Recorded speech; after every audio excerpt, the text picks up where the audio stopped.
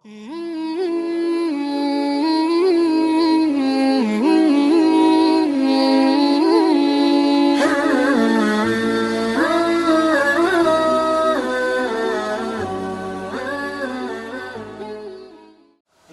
umat Islam ini punya karakter amar ma'ruf nahi munkar. Umat Islam ini menjadi umat yang dijaga oleh Allah, dilindungi oleh Allah. Bagaimana mayoritas umat Islam tetap konsisten istiqomah mengikuti Ahlus Sunnah wal mayoritas umat Islam tidak akan mengikuti aliran sesat seperti Wahabi, Syiah. Mengapa dijaga oleh Allah? Umat Islam ini karakternya amar ma'ruf nahi munkar. Kalau ada aliran yang gak benar, pasti ulamanya melindungi, menjaga, membela. Ulamanya banyak. Ahlus Sunnah ini ulamanya banyak. Bukan cuma saya ini cuma juru bicara aja. Di belakang saya banyak ulama-ulama besar. Saya ini ya cuma apa namanya, jubir, menyampaikan karena dianggap berani. Katanya berani, entah berani apa enggak tahu ya.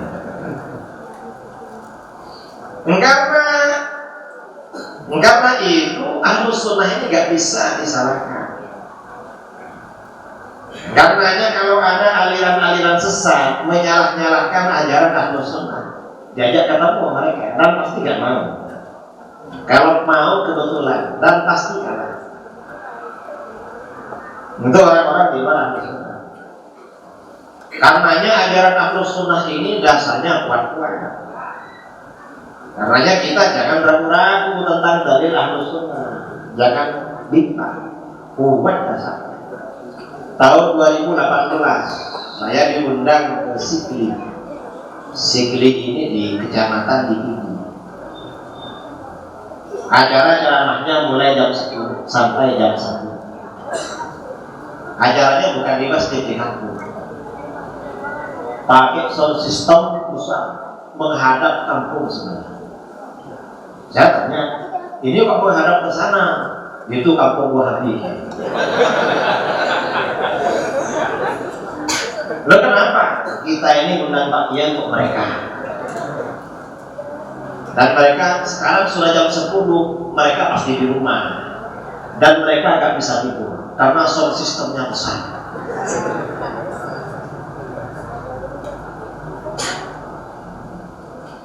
Ceramahnya tanya jawab, cuma pengantar sebentar. Mau tanya apa? Yai, kata Wahabi tahlil itu gak ada dalilnya. Siapa yang bilang? Dosen itu, dosen Wahabi. Itu dosen apa? Apa dosen syariah? Apa dosen pertanian? Ya pokoknya dosen lah. Sekarang ini kan gak jelas. Pokoknya doktor, walaupun doktor pertanian, doktor apa ngomong. Karenanya jangan mudah tertipu dengan titel. Profesor doktor itu ya kadang ya profesor doktor hukum negara, tapi bicara hukum agama gak diakui. Kadang doktornya gak valid, doktor abal-abal. Kenapa? Tahlil gak ada dalilnya. Loh kok bisa tahlil gak ada dalilnya? Tahlil ini dari ulama dulu. Kita ini lahir ke dunia sudah ada tahlil. Coba tanyakan bapak-bapak yang tua-tua ini. Lebih dulu siapa sampean dengan tahlil? Dulu siapa? Lebih dulu tahlil. Kita ini belum lahir sudah ada tahlil. Lalu ada orang kemarin sore tahlil gak ada dalil. Loh, kok bisa gak ada dalil? Tahlil ini lebih tua dari kita. Tahlil ini bacaan zikir mendoakan orang mati. Nah, mendoakan orang mati masa gak ada dalil? Mendoakan orang mati ini anjuran Al-Quran. Imam Nawawi dalam kitab Riyadhus Shalihin menulis bab berjudul Babud Du'a 'anil Mayyit, anjuran mendoakan orang mati. Dalil yang disampaikan Imam Nawawi, qala Allah Ta'ala, Allah Ta'ala berfirman, walladzina ja'u min ba'dihim yaquluna rabbana ighfir lana wa li ikhwanina alladzina sabaquna bil iman. Orang-orang yang datang sesudah mereka, orang-orang yang hidup setelah generasi sebelumnya itu selalu berkata, wahai Tuhan kami, ampunilah dosa-dosa kami dan saudara-saudara kami yang telah mendahului kami membawa iman. Nah, dalam ayat ini Allah memuji orang-orang yang mendoakan orang mukmin yang telah meninggal. Allah memuji orang-orang yang mendoakan orang mati sesama beriman. Berarti bagaimana mendoakan orang mati itu perbuatan terpuji. Berarti mendoakan orang mati hukumnya sunnah karena dipuji oleh Allah. Berarti tahlil hukumnya sunnah tahlil itu. Wahabiyah bilang, apa gak cukup sholat jenazah? Ya gak cukup lah. Kenapa gak cukup? Karena dalam ayat ini menggunakan lafaz yaquluna. Yaquluna itu kata anak-anak pondok disebut dengan bentuk fi'il mudhari'. Fi'il mudhari' itu kata para ulama maknanya istimrar tajaddudi, terus menerus dan selalu kita lakukan. Artinya apa? Mendoakan orang mati motivasinya sebenarnya bersifat terus menerus, selalu kita lakukan sampai kita juga mati. Jadi tahlil sampai mati.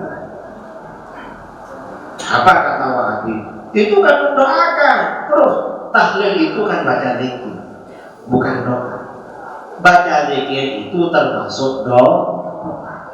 Karena dalam hadis-hadis, banyak hadisnya di Sahih Bukhari, Sahih Muslim, zikir itu doa. Doa zikir itu. Loh, apakah Rasulullah pernah baca zikir untuk orang mati? Memangnya gak pernah. Yang pertama kali baca zikir untuk orang mati bukan ulama Aceh, bukan ulama Medan, bukan Buya dari Minang, bukan Kiai dari Jawa, bukan. Siapa? Yang pertama kali baca zikir untuk orang meninggal adalah baginda Rasulullah SAW. Yang pertama kali baca zikir dalam hadis Hasan atau Sahih riwayat Imam Ahmad, riwayat Al-Hakim At-Tirmidzi, riwayat Al-Baihaqi dari Jabir bin Abdullah Al-Ansari radhiyallahu anhu. Jabir berkata, kharajana ma'a Rasulillah sallallahu alaihi wasallam ila Sa'd bin Mu'adz yauma mauti. Kami pergi bersama baginda Rasulullah sallallahu alaihi wasallam menuju kediaman Sa'd bin Mu'adz pada hari ia meninggal dunia. Ada sahabat meninggal, lalu Rasulullah bersama para sahabat pergi takziah. Falamma shalla alaihi Rasulullah sallallahu alaihi wasallam thumma dufina wa suwiya alaihi turab. Setelah Rasulullah sallallahu alaihi wasallam mensolatkan jenazahnya, lalu jenazah itu dikubur, lalu kuburannya ditutup rata dengan tanah. Jalasa Rasulullah sallallahu alaihi wasallam fawqa qabri. Rasulullah masih duduk di atas kuburannya, gak langsung pergi. Rasulullah duduk. Apa yang beliau lakukan? Faqala subhanallahi tawilan. Lalu Rasulullah membaca subhanallah dalam waktu yang lama. Subhanallah, subhanallah, subhanallah, subhanallah. Fasabbahna ma'ahu. Para sahabat juga ikutan baca subhanallah. Setelah lama thumma qala Allahu akbar. Lalu Rasulullah baca Allahu akbar. Allahu akbar, Allahu akbar, Allahu akbar. Fakabbarna ma'ahu. Para sahabat baca Allahu akbar. Dalam satu riwayat Rasulullah baca la ilaha illallah. Para sahabat baca. Falamman sharafa. Setelah Rasulullah berhenti, qila lahu. Sebagian sahabat bertanya, ya Rasulullah, ma laka tusabbih fatukabbir. Hai Rasulullah, mengapa engkau tadi baca subhanallah lalu baca Allahu Akbar? Apa jawaban Rasulullah? Rasulullah menjawab, laqad tadayaqa ala hadzal 'abdi shalih qabruhu. Hamba Allah yang soleh ini tadi benar-benar dijepit oleh kuburannya. Ada orang soleh dijepit kuburan, kira-kira yang tak soleh bagaimana? Ini orang soleh yang bersaksi bahwa dia orang soleh Rasulullah. Kalau Rasulullah yang bersaksi pasti benar, pasti valid. Kalau kita yang bersaksi gak jelas. Mengapa? Ada tetangga kalau sholat mau berangkat, imamnya pengumuman, saudara-saudara almarhum ini baik apa enggak? Gak jelas lah. Kok gak jelas? Mau bilang baik, ya kurang baik. Mau bilang gak baik, gak enak tetangga. Ini kita. Ini Rasulullah yang bersaksi. Pasti benar. Dihimpit oleh kuburan, apalagi yang tak soleh. Karena itu Rasulullah baca zikir hatta farrajallahu an, hingga Allah melepasnya dari jepitan kubur. Berdasarkan hadis ini, kata para ulama, zikir yang kita baca untuk orang mati itu bermanfaat karena itu menjadi doa. Jangan dikira gak ada gunanya. Tahlil Rasulullah yang pertama kali baca zikir. Karenanya tahlil itu yang baik dibaca di kuburan, agar kalau dijepit gak lama-lama. Cuma kita ini kan macam-macam. Kalau ada tetangga meninggal sejak pagi menunggu, kita mau kerja, dimakamkan jam 9, habis itu kita berangkat kerja, yang ke kebun, ke sawah, ke pasar, ke kantor, macam-macam. Tahlilnya malam hari. Kalau di Medan jam berapa tahlil? Habis isya, ada pada isya atau apa? Itu berapa jam almarhum menunggu bantuan kiriman? Mana ada yang bantu? Tapi gak apa-apa walaupun telat-telat, yang penting bantu. Ini tahlil. Jadi jangan dikira tahlil itu gak ada gunanya. Tahlil itu ada gunanya dan dianjurkan. Sampai kita meninggal tetap selalu mendoakan orang. Ini tahlil. Lalu kenduri, tahlil ini biasanya identik dengan kenduri. Makan, ya kasih makan orang yang tahlil. Di sini disebut apa? Nasi makan itu apa? Kenduri juga. Nasi berkah. Nasi berkah. Wahabi marah-marah. Apa? Gak benar itu, sesat. Gak ada dalil. Ya mereka ini jangan sedekah makan, sedekah senyum itu pelit. Apalagi sedekah makan. Loh kok bisa sedekah gak berguna? Sedekah untuk orang mati ini anjuran dalam agama. Imam Nawawi dalam kitab Riyadhus Shalihin menulis sebab as-shadaqati 'anil mayyit, anjuran sedekah untuk orang mati. Dalil yang disampaikan Imam Nawawi, hadis riwayat Bukhari Muslim dari Aisyah radhiyallahu anha, anna rajulan atan Nabiy sallallahu alaihi wasallam faqala, seorang laki-laki datang kepada Nabi sallallahu alaihi wasallam, lalu laki-laki itu berkata, ya Rasulullah, inna ummi uftulitat nafsaha. Hai Rasulullah, sesungguhnya ibuku tiba-tiba meninggal dunia, walam tusi, dan tidak sempat berwasiat. Wa uraha law takallamat tasaddaqat. Ibuku tiba-tiba meninggal dunia, gak sempat berwasiat. Seandainya ibuku sempat berkata-kata, pasti bersedekah, berwasiat untuk sedekah. Afalaha ajrun in tasaddaqtu anha. Apakah ibuku dapat pahala kalau aku bersedekah untuk ibuku? Apa jawaban Rasulullah? Rasulullah menjawab, na'am, iya, ibumu dapat pahala kalau kamu bersedekah untuk ibu. Artinya apa? sedekah untuk orang mati itu jangan dibilang nggak sampai.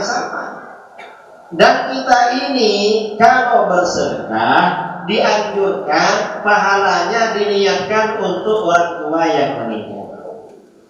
Karena dalam hadis riwayat Imam At-Tabarani, Rasulullah SAW bersabda, "Idza tasaddaqa ahadukum bi shadaqatin tatawwu'an falyaj'alha 'an abawayhi."